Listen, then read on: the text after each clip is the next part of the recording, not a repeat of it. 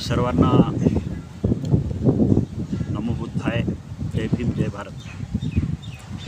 मागच्या काही दिवसापासून आपण पाहतोय देशाच्या पार्लमेंटमधून कशा पद्धतीनं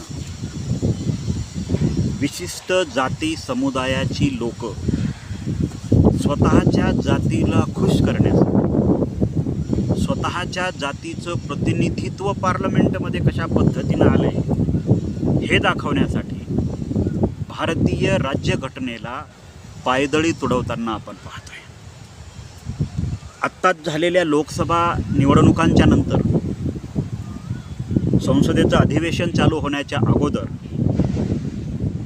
नवनिर्वाचित लोकसभा सदस्यांचे शपथविधी झाले आणि या नवनिर्वाचित लोकसभा सदस्यांचे शपथविधी होत असताना शपथविधी झाल्याच्या नंतर बऱ्याचशा मेंबर ऑफ पार्लमेंट्सनी अर्थात खासदारांनी आपापल्या जात समुदायातील हिरो ठरण्यासाठी, आपापल्या जात समुदायाची सहानुभूती मिळवण्यासाठी, आपल्या जात समुदायामध्ये मी किती प्रामाणिक आहे, मी किती निष्ठावान आहे, मी किती निष्कलंक आहे हे दाखवून देण्यासाठी भारताच्या राज्यघटनेची पायमल्ली केली, भारताच्या राज्यघटना पायदळीत तुडवली. मुळात भारताचा नागरिक म्हणून, भारताची राज्यघटना म्हणून भारतीय लोकांनी निवडून दिलेला प्रतिनिधी म्हणून ज्या वेळेस आपण आपल्या प्रतिनिधित्वाची शपथ घेतो त्यावेळेस त्या प्रतिनिधित्वाची शपथ घेत असताना भारताच्या राज्यघटनेमध्ये जो प्रोटोकॉल दिलेला आहे त्या प्रोटोकॉलचं तंतोतंतपणे पालन करणं हे प्रत्येक प्रतिनिधींचं कर्तव्य आहे. एकीकडे आपण भारताच्या राज्यघटनेला मानतो असं म्हणायचं, भारताची राज्यघटना धोक्यात आहे असं बोंबलून सांगायचं, भारताची राज्यघटना RSS प्रणीत BJP सरकार भारताच्या राज्यघटनेमध्ये छेडछाड करत आहे असं सांगायचं आणि स्वतःच संसदेच्या सभागृहामध्ये भारताच्या राज्यघटनेला पायदळी तुडवायचं.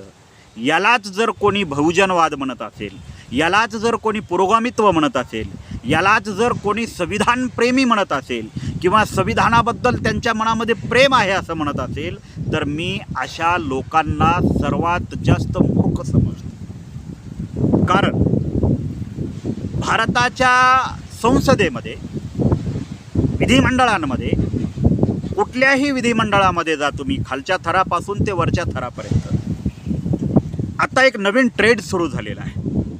शपथविधी घेतल्याच्या नंतर आणि शपथविधी घेण्याच्या अगोदर तो शपथविधी घेणारा व्यक्ती तो ज्या व्यक्तीला पूजतो, म्हणजे तो ज्या व्यक्तीचा भक्त आहे त्या व्यक्तीचा जयघोष करण्याचा प्रयत्न करतो. म्हणजे हे जयघोष करण्याचं जे स्वातंत्र्य आहे हे घटनेत दिलेलं नाही आहे. घटनेने प्रत्येक पदावर काम करणाऱ्या प्रतिनिधीला शपथविधी घेण्याचा एक प्रोटोकॉल दिलेला आहे आणि तो प्रोटोकॉल पायदळीत तुडवून, ती घटनेने दिलेली मान्यता पायदळीत तुडवून बरेचसे लोक संसदेमध्ये जय भीम, जय मीम, जय भारत, जय संविधान, जय हिंदू राष्ट्र, जय फलिस्तीन अशा पद्धतीच्या वेगवेगळ्या घोषणा देऊन भारताच्या राज्यघटनेचा खून करताना दिसत आहेत. पण जातीय अभिमानानं बरबटलेल्या भक्तांना हा खून वाटणार नाही, तर याच्यामध्ये जातीय अभिमानामध्ये बरबटलेल्या भक्तांना स्वाभिमान वाटेल.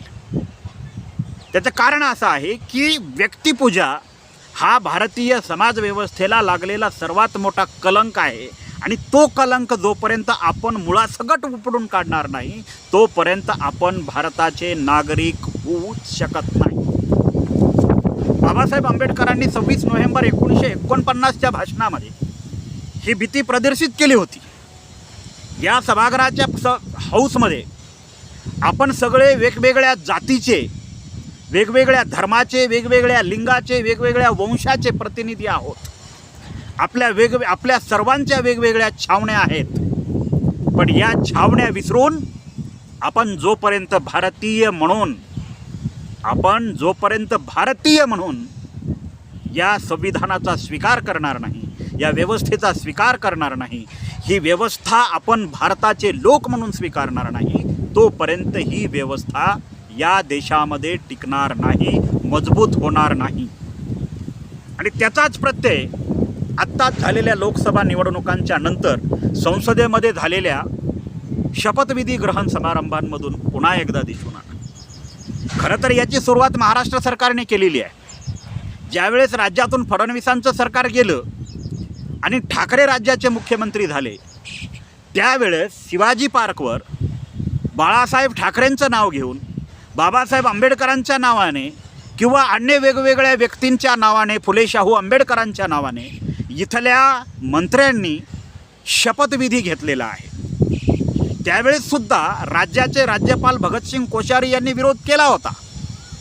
पण तो विरोध डावलूनसुद्धा बऱ्याच जातीय भक्त मंडळींनी, जाती व्यवस्थेनं निर्माण केलेल्या भक्त मंडळींनी ते शपथविधी ग्रहण केला. त्यावेळेससुद्धा भारतीय राज्यघटनेची पायमल्ली झाली. तिला तुडवून, तिचा खून करून ठाकरे सरकारचा शपथविधी झाला. आणि त्याचीच प्रचिती या आत्ता झालेल्या लोकसभा इलेक्शनमध्ये सुद्धा झाली. जय भीमचे नारे, जय मीमचे नारे, जय श्रीरामचे नारे, हिंदू राष्ट्राचे नारे, जय संविधानचे नारे, अशा पद्धतीचे कुठलेही नारे देण्याचा शपथविधी घेताना घटनात्मक अधिकार किंवा तशी कुठलीही नोंद भारताच्या राज्यघटनेमध्ये नसताना, भारताच्या राज्यघटनेचा प्रोटोकॉल तोडून ज्या लोकांनी संसदेमध्ये जय भीमचे नारे दिले, जय हिंदू राष्ट्राचे नारे दिले, जय संविधान राष्ट्राचे नारे दिले, जय संविधानाचे नारे दिले, खरं तर अशा लोकांचं प्रतिनिधित्व संसदेने रद्द करायला पाहिजे. हा देश सेक्युलर देश आहे. या देशामध्ये कुठल्याही एका व्यक्तीचा किंवा कुठल्याही एका जात सामुदायिक पूजनीय व्यक्तीचा किंवा एखादा जात समुदाय त्याला पूजतोय म्हणून त्याच्या नावाचा जय जयकार पार्लमेंटमध्ये निवडून आलेल्या प्रतिनिधींनी करणं हा खरं तर पार्लमेंटचा अपमान आहे, भारताच्या राज्यघटनेचा अपमान आहे. पण हा अपमान करत असताना आपण सर्रासपणे पाहत होतो. मागच्या काही दिवसापासून मी पाहतोय संसदेच्या शपथविधी सत्रामध्ये शपथविधी घेत असताना कोणत्या लोकांनी जय भीमच्या घोषणा दिल्या याचे व्हिडिओ सोशल मीडियावर व्हायरल केले जात आहेत.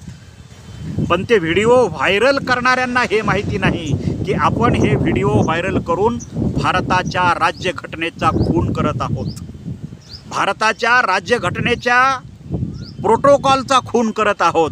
याबद्दल त्यांना जाणीव नाही आहे.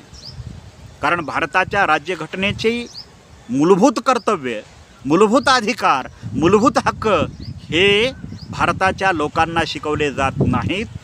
त्यामुळं त्यांच्यामध्ये वाढलेला जातीय पूज्यपणा, जातीय पूजनीयता ही देशाच्या संविधानाला आव्हान देताना दिसत आहे. अशा पद्धतीचे व्हिडिओ व्हायरल करून तुम्ही इथं मेजॉरिटीमध्ये असणाऱ्या समुदायाला उस्कावून देत आहात. आज देशाच्या संसदेमध्ये तुमच्या 10 मेंबर ऑफ पार्लमेंटनी समजा जय भीमची घोषणा दिली आणि उद्या जर पार्लमेंटमध्ये तुमच्या विरोधकांमधल्या जर 240 खासदारांनी जय श्रीरामची घोषणा दिली तर तुमचा त्यांच्यापुढे निभाव लागेल का? त्यामुळं आपण ज्या युद्धाची सुरुवात करतोय हे युद्ध उद्या आपल्या अंगलट येणार आहे. या युद्धाची सुरुवात जर आपण करायला नको पाहिजेत होती ती आपण केलेली आहे आणि ते युद्ध कुठंतरी थांबलं पाहिजे. संविधानाचा खून आपणच करायचा, संविधानाची पायमल्ली आपणच करायची आणि दुसऱ्याला त्याच्याबद्दल दूषणं देणं हा सुद्धा सरळ संविधानाचा अवमानच आहे. भारताच्या राज्यघटनेमध्ये कुठल्याही प्रतिनिधीने कोणत्याही सभागृहाचा असू द्या त्या प्रतिनिधीने शपथग्रहण केल्याच्या नंतर किंवा पूर्व काय म्हणावं याबद्दल संविधान सभेमध्ये कुठल्याही प्रकारचा ठराव पास करून तसा इंटिमेशन संविधान सभेमध्ये देण्यात आलेला नाही. त्यामुळे संविधान सभेमध्ये जो ठराव ज्या गोष्टीसाठी पास करण्यात आलेला आहे, जी प्रतिज्ञा देण्यात आलेली आहे, तीच प्रतिज्ञा देऊन जर आपण संविधानाचा सन्मान करू इच्छित नसाल तर कदाचित त्या प्रतिज्ञेचं उल्लंघन करून संसदेमध्ये आपल्या जातीय मोठेपणाचे जयघोष करून भारतीय राज्यघटनेचा खून करू नका. घटनेने दिलेला प्रोटोकॉल जर तुम्हाला पाळायची अक्कल नसेल तर त्याला पायदळीसुद्धा तुडवू नका. जय भीम, जय मीम, जय राम, श्रीराम अशा घोषणा देऊन संसदेमध्ये मी फार पुरुषार्थ गाजवला अशा पद्धतीच्या जर भावना कुठल्या जात समुदायाच्या असतील, कुठल्या धर्म समुदायाच्या असतील तर ह्या जात भावना भारतीय संविधानासाठी एक दिवस धोका म्हणून उदयास येतील. हे भारताचे नागरिक म्हणून आपण लक्षात घेणं गरजेचं आहे. आता याच्यावर बरेच लोकांनी मध्ये अशा पद्धतीची पण चर्चा केली की संसदेमध्ये जय संविधान जय भीम म्हटल्यामुळे RSS वाल्यांचे पोटसूळ उठले. अरे मूर्खांनो, तुम्हाला हे माहीत आहे का की संसदेच्या सभागृहामध्ये चला तुम्ही जय भीम जय संविधान बोलले, उद्या जर एखादा हिंदुत्ववादी उठून जय श्रीराम आणि जय हिंदू राष्ट्र जर म्हणाला तर त्याबद्दल सुद्धा तुम्हाला दुःख वाटायला नको. कारण आपण सर्व भारतीय लोक आहोत याची जाणीव तुम्हाला अजून झालेली नाही. भारताची राज्यघटना ही फक्त एका जात समुदायासाठी नाही किंवा कुठल्याही एका धर्मासाठी नाही, तर ती भारताच्या 130 करोड लोकांसाठी आहे. आणि त्यामुळं संसदेमध्ये कुठलेही नारे देणं, कोणाचेही नारे असू द्यात, ते बाबासाहेब आंबेडकरांनी संविधान निर्मितीसाठी केलेलं योगदान त्यांचं नाव घेतलं म्हणून किंवा त्यांचं नाव घेतलं नाही म्हणून, त्यांचा जयघोष केला म्हणून किंवा त्यांचा जयघोष केला नाही म्हणून कमी होणार नाही. त्यामुळं बाबासाहेब आंबेडकरांनी घटनेमध्ये दिलेली जी तरतूद आहे तिचा खून करून बाबासाहेब आंबेडकरांचा जय जयकार होऊच शकत नाही. मुळात घटनेमध्ये दिलेला प्रोटोकॉल तुडवून बाबासाहेब आंबेडकरांचा जय जयकार करणं म्हणजे बाबासाहेब आंबेडकरांच्या विचाराची केलेली हत्याच होय. आणि ही हत्या देशाच्या सभागृहामध्ये होणं आणि देशातील लोकांनी त्याचा जय जयकार करणं यापेक्षा दुसरी निंदनीय आणि नीच बाब कोणती असू शकेल असं मला वाटत नाही. देशाचं सभागृह सेक्युलर आहे, त्याला सेक्युलर राहू द्या. कुठल्याही जात धर्म वंश लिंग समुदायाच्या व्यक्तींचा जय जयकार करून भारताच्या राज्यघटनेचा खून करू नका. नमो बुद्धाय. जय भीम, जय भारत.